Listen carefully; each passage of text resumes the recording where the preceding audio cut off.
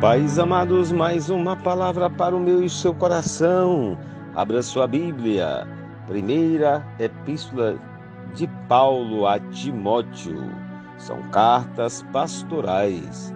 Eu gostaria que você andasse comigo aqui no prefácio e saudação, ou seja, introdução e saudação, que é o capítulo 1, versículo 1 e 2, que diz assim: Paulo, apóstolo de Jesus Cristo, segundo o mandado de Deus, nosso Salvador, e do Senhor Jesus Cristo, esperança nossa, a Timóteo, meu verdadeiro filho na fé. Graça, misericórdia e paz da parte de Deus, nosso Pai, e da de Cristo Jesus, nosso Senhor. Amados, aqui nós vemos algo interessante quando Paulo se dirige aqui escrevendo esta carta.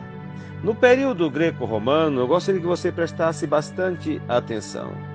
As cartas começavam tipicamente com saudações polidas, o nome do escritor, o nome do destinatário e uma saudação.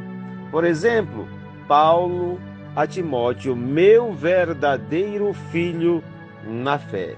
Graça, misericórdia e paz da parte de Deus, nosso Pai, e da de Cristo Jesus, nosso Senhor. Eu gosto de observar que as primeiras cartas de Paulo traziam sempre breves saudações. Porém, em suas cartas subsequentes, as saudações epistolares tornaram-se mais elaboradas. Na época das cartas pastorais, Paulo amplia 3 partes da saudação. Eu gostaria que você prestasse atenção. O apóstolo se identifica pelo nome e título: Paulo, apóstolo de Jesus Cristo. Embora Paulo usasse frequentemente a estrutura Jesus Cristo, a expressão Cristo Jesus é uma ordem comum nas pastorais. Nas epístolas, em que precisa enfatizar sua autoridade, chama a si mesmo de apóstolo. Ele traz para si, avoca para si a responsabilidade como homem, como profeta, aquele que é enviado por Deus, mandado por Deus. Agora preste atenção. Eu quero que você entenda uma coisa. Nas cartas, que são mais pessoais, ele refere-se a si mesmo como um servo, como lá em Filipenses, Romanos, ou um prisioneiro, como falou lá em Filemão, quando nós falamos sobre Filemão. Eu gostaria que você pegasse isso para você e introduzisse no seu coração.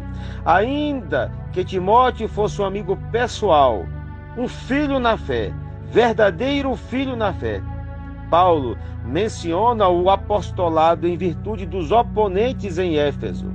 Preste atenção. Que tinham a intenção de ouvir secretamente a leitura desta carta.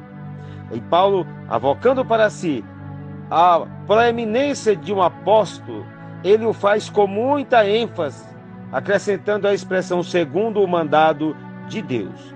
Sua descrição habitual é pela vontade de Deus. A palavra grega traduzida como mandado aqui era usado para ordens reais que deveriam ser obrigatoriamente cumpridas ou obedecidas. A fim de reforçar as ordens que Timóteo proferirá em seu nome, Paulo deixa subentendido ali, ele deixa como base que Timóteo também está sob o comando divino, que ele foi instituído segundo o comando divino. Quando Paulo diz, meu verdadeiro filho na fé, ele está dizendo, a fé que eu tenho em Deus, o mandado que eu tenho de Deus, a responsabilidade que eu tenho de Deus, eu passei para Timóteo, aletheia, verdadeiro. Ali naquele momento, Timóteo é o verdadeiro homem de Deus que vai ter a condição de levar a palavra às pessoas segundo a vontade de Deus. Amados, a fim de trazer a Timóteo aquele entendimento, e as pessoas que estão ouvindo essa carta, que Timóteo ele tem uma responsabilidade divina, ele foi chamado pelo próprio Deus e dado para ele uma condição sine qua non, sem a qual ele não poderia estar à frente daquela obra para ministrar a palavra de Deus. Nós observando esse posicionamento comissionamento do apóstolo Paulo, nós vemos algumas coisas interessantes. Ele fala que Deus, o nosso Salvador, e Jesus Cristo, esperança nossa. Deus inaugura o plano da salvação e Cristo Jesus trará a redenção para a sua consumação no último dia.